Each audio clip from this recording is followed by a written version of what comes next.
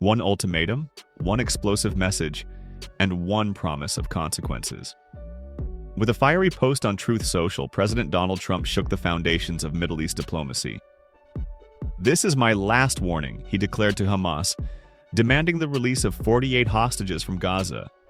"The Israelis have accepted my terms. It is time for Hamas to accept as well. There will not be another warning within hours." The statement ricocheted from Washington to Jerusalem, from Gaza to the corridors of the United Nations. Supporters hailed it as the voice of a strong leader who speaks with clarity. Critics dismissed it as reckless brinkmanship in one of the world's most volatile conflicts. At its core lies a single burning question: is this the bold gambit that can unlock peace in Gaza, or will Trump's high-stakes threat push the region closer to the edge of war? Chapter 1: The Ultimatum That Changed the Game. Trump's declaration was not couched in the careful diplomatic language of past presidents. It was blunt, personal, and absolute. By calling it his last warning, he deliberately left no room for ambiguity. Either Hamas accepts his proposal or it faces undefined but ominous consequences. The structure of the ultimatum was carefully chosen. First, a reminder that Israel had already agreed, placing Hamas in the spotlight as the sole obstacle. Second, a promise that this was the final chance. And third, a threat of retaliation without spelling out what form it might take. This kind of rhetoric is classic Trump: leave opponents guessing while projecting strength. But it also risked boxing himself in. If Hamas refuses, can Trump afford to step back without losing credibility? And if he moves forward, will it mean deeper U.S. involvement in a war already threatening to spiral across the region? Chapter 2: Anatomy of the Proposal. The reported terms of Trump's ceasefire proposal are sweeping. On the first day of the truce, Hamas would release all 48 remaining hostages. In exchange, Israel would free thousands of Palestinian prisoners, some held for years without trial. The truce would then create space for longer-term negotiations toward ending the war. For Israel, the return of hostages is an overwhelming priority. Families of the captives have staged protests, demanding action from their government. Yet the scale of prisoner release is unprecedented, raising alarms that hardened militants could rejoin the battlefield. For Hamas, the proposal offers a symbolic win: a mass release of prisoners long championed by Palestinians, but also a strategic loss, as hostages are their most valuable leverage. The balance between immediate humanitarian gain and long-term political cost makes this proposal one of the most consequential in years. Chapter 3: Israel's Dilemma. Inside Israel, Trump's proposal has ignited fierce debate. An Israeli official admitted the government is seriously considering the offer, but the decision is fraught. On one side lies the immense public pressure to bring hostages home, a national trauma that cuts across political lines. On the other lies the fear of unleashing thousands of prisoners, some convicted of deadly attacks, into a fragile security environment. Prime Minister Benjamin Netanyahu must weigh the political benefits of appearing decisive against the risks of looking like he caved to outside pressure. Accepting Trump's terms could bolster U.S.-Israeli ties and deliver a humanitarian triumph. Rejecting them could anger Trump, Israel's closest ally, and risk losing international goodwill. For Netanyahu, the choice is less about the fine print and more about survival. His coalition's, and his country's. Chapter 4: Hamas Under the Gun. For Hamas, the stakes are existential. The group has weathered months of relentless Israeli bombardment, crippling blockades, and mounting civilian casualties. Hostages have been their ace card, a shield against overwhelming force. To surrender them all in one stroke could strip Hamas of negotiating power, leaving them vulnerable in both military and political arenas. Yet refusing Trump's deal could bring devastating consequences. Trump's words, "There will not be another warning," hang like a sword. Would rejection invite intensified Israeli offensives with U.S. backing? Or would it isolate Hamas further on the international stage, painting them as the obstacle to peace? The calculation is agonizing: accept and risk weakening their leverage, or reject and risk annihilation. For Hamas leaders, the decision is not just tactical, It is about their movement's survival. Chapter 5. Trump, the dealmaker, returns. This ultimatum is quintessential Trump. He has long fashioned himself as a master negotiator, whether in real estate, business, or politics. His strategy is often to create a crisis point, make himself the indispensable arbiter, and demand concessions. During his first presidential term, he touted bold attempts with North Korea, a renegotiated NAFTA and high-stakes tariffs with China. Results were mixed, but the style was consistent. Drama, threats, and ultimatums. Now, in the Gaza conflict, Trump is once again the self-styled dealmaker. By presenting himself as the man who can force Hamas to bend and Israel to compromise, he reinforces his political brand. Yet critics argue that such theatrics rarely produce lasting peace. They may generate headlines, but they also risk entrenching positions and inflaming tensions.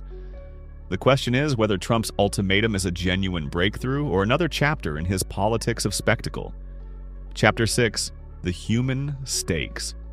Behind the politics and strategies are the lives of ordinary people.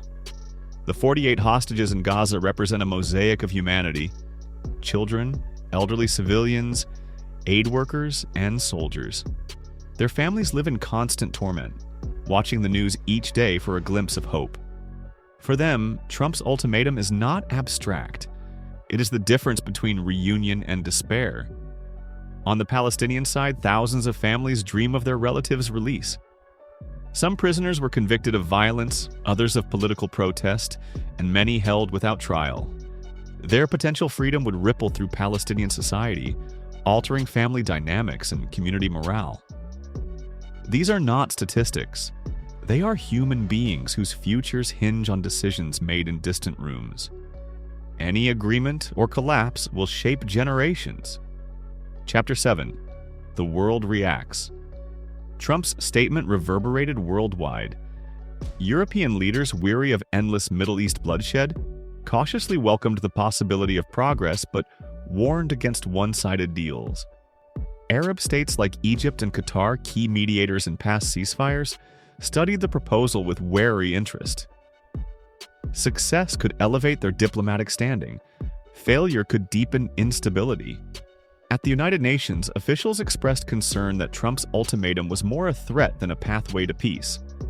Russia and China seized the moment to criticize the U.S., framing the ultimatum as proof of Washington's bias toward Israel. In global capitals, Trump's move reignited a familiar debate. Is he the disruptor who forces breakthroughs, or the reckless leader who destabilizes fragile conflicts? Chapter 8. The Risks of Escalation. What happens if Hamas says no? Trump has painted himself into a corner. Having declared this the last warning, he must act or risk appearing weak. Escalation could mean increased U.S. intelligence support for Israel, expanded military aid, or even direct American involvement.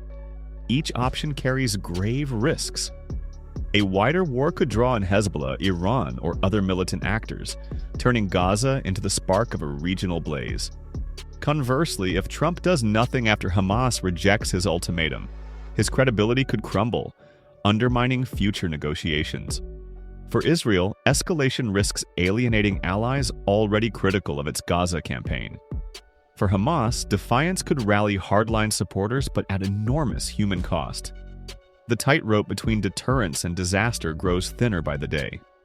Chapter 9. Geopolitical Chessboard. Trump's ultimatum is not just about Gaza, it is about America's role in the world.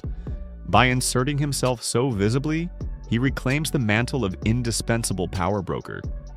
It sends a message to rivals like Iran. Washington still calls the shots. It also plays to his domestic audience, presenting him as tough on terror and staunchly pro-Israel.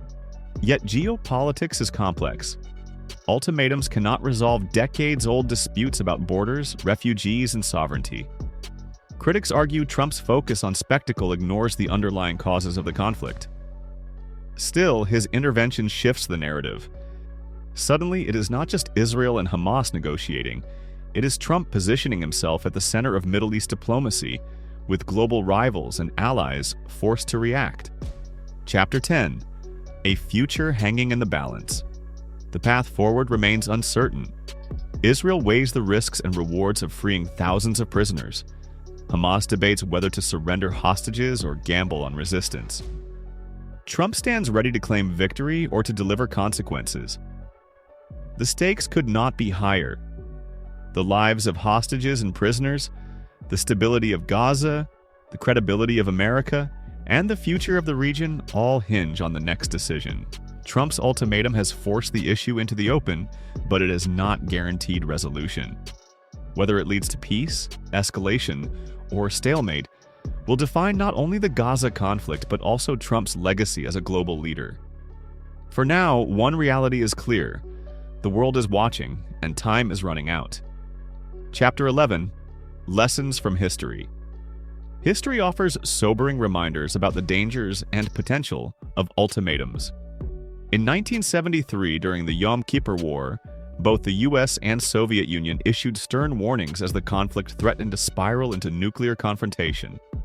Decisive pressure from Washington helped steer events toward a ceasefire, but history also warns of failures. Ultimatums before World War I pushed nations into corners, leaving no room for compromise and triggering catastrophe. Trump's approach echoes these historical moments. His demand that Hamas accept his terms or face consequences places enormous pressure on all sides but leaves little space for quiet negotiation. The lesson of history is clear: ultimatums can either unlock peace or unleash chaos.